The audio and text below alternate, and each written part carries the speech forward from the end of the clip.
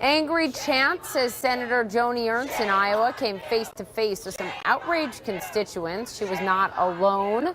Nationwide, voters are packing these town halls, some of them outraged over the president's first month in office and what their Republican representatives are doing. Some Democrats facing these jeers as well.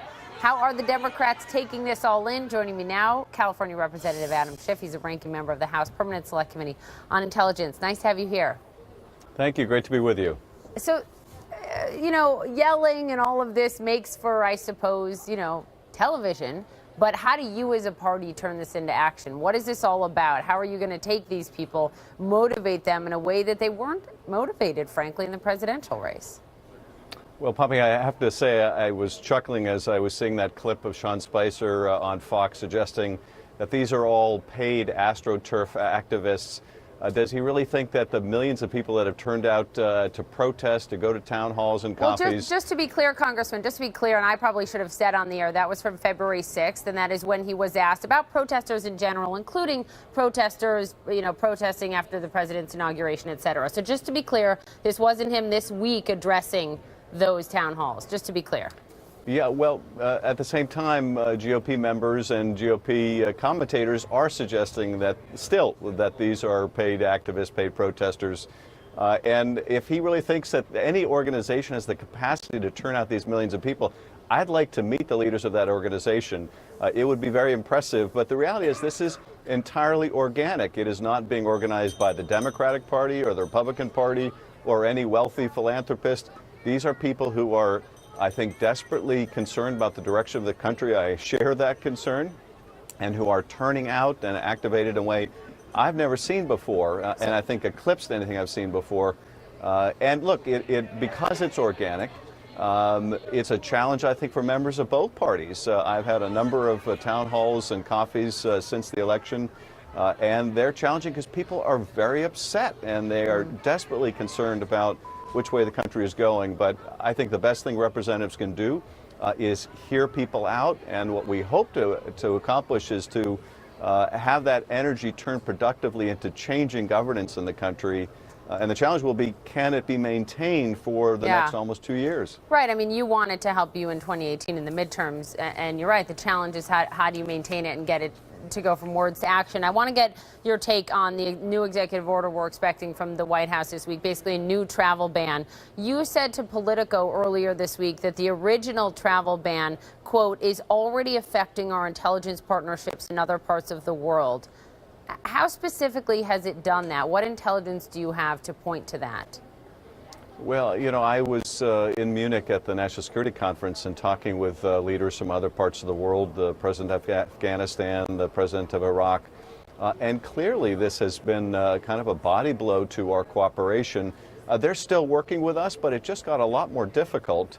And you can imagine if we're trying to recruit sources, we're trying to gather intelligence, and people that we're working with or hope to work with, their last, chance, if they are discovered, is the hope that they can emigrate, that they can find protection in the United States. If we can't offer that anymore, if that's suddenly in question, or more broadly, people don't want to work with us because they think our country is hostile to Islam or hostile to people from their country, it just makes the job that much more difficult.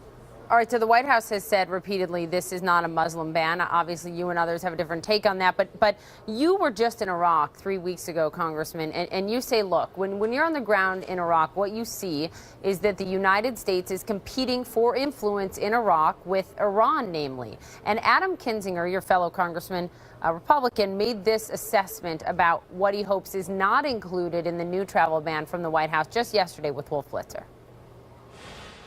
I actually wish that Iraq was not included on the travel ban. I think it will be, because Iraq is our closest ally right now in fighting ISIS, and frankly, their vetting standards are very tight because, we created them as a country. So I wish that wasn't the case. He says Iraq shouldn't be included. I assume you agree with him, and just what your assessment is from the ground there as to why. Well, I do agree, but frankly, beyond that, I don't think we ought to be singling out these countries. In particular, Iraq, Adam is right, because we are competing for influence with Iran. We need to be able to work with Iraqis. We're, shoulder to shoulder with them right now in the fight in Mosul to try to take back that city from ISIS. But even more broadly than that, even if you carve Iraq out, as long as this is perceived, as the president has said is his intention, that this is really designed to ban Muslims from coming to the country, it's going to hurt us in Iraq, whether they're included or not. It's going to hurt us in the entire Muslim world. King Abdullah of Jordan was recently in Washington. You can imagine how much more difficult it is, and he's already walking a balancing wire, given the challenges within Jordan with his neighbors. But how does he explain to his people cooperation with a country that would ban essentially people coming with the faith that most of his countrymen practice? There's just no way to sugarcoat that. And this new ban is going to look a lot like the old ban, and it's going to be tainted by the same, I think, intention all along, which is to give effect to his campaign promise of banning Muslims. Really quickly, Congressman, it might and it might not. I just have to point you back to comments that were made by FBI Director James Comey, who said, I can't make absolute assurances that there's no risk associated with refugees coming into this country, et cetera. And also the former head of the DNI saying that there are, he said there is a concern about ISIS trying to infiltrate operatives among these refugees, both in 2015. Is there any additional vetting or ban that you could live with, that you think we should see as a country? You know, there's always room for improvement in terms of how we vet people coming into the country. But if we're going to be honest about this, the greater threat the country faces isn't coming from these countries, it's coming from Europe.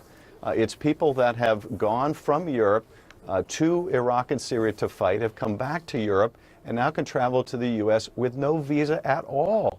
Now, we don't want to look at that because we're dependent for tourism and travel, the whole travel industry, on people coming from Europe. But if we're serious about looking at where the vulnerabilities are, that's where they come from. But that's not what this is about. This is not about security, because it's alienating our allies. It's focusing on countries that have not been the source of the problem. This is about politics. This is about catering to that base that supported Donald Trump, living up to his promise of a Muslim ban. If he was really doing this for national security reasons, he would be looking where the vulnerability is, and that is European foreign fighters. Congressman, we have to leave it there. I appreciate you joining us. Thanks, Poppy.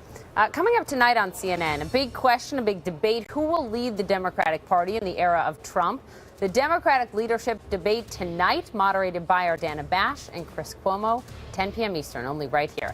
Coming up for us, Iraqi forces beginning the final phase of their push into western Mosul, trying to liberate that city from ISIS. We'll have a live report on the ground there. Also, we're going to talk about the Trump administration, their rosy economic outlook, and where they say some of these numbers are going to come from, and how they'll be calculated, why that all matters for you. Straight ahead. Golden Corral's Weekend Fresh Fire Grill continues to thrill with new sizzling seared scallops, salmon lemonada, new savory lemon rosemary sirloin, premium butterfly shrimp, and more. Dinner's just $13.99, only at Golden Corral. Let's face it, not all of your friends are created equal. Imagine traveling with a group of them. You have the night owl, there's the early bird, the lone wolf, and even the sloth. Of course, you wouldn't put them in the same room together. With one search, Trivago makes it easy for you to look for multiple rooms. Simply select the number of rooms and the number of people staying in them. So, same hotel, separate rooms, single search. Hotel, Trivago. Your insurance company won't replace the full value of your totaled new car. The guy says, you picked the wrong insurance plan. No, I picked the wrong insurance company.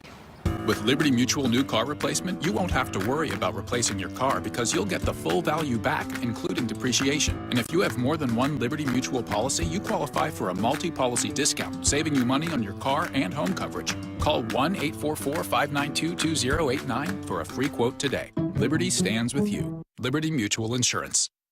Still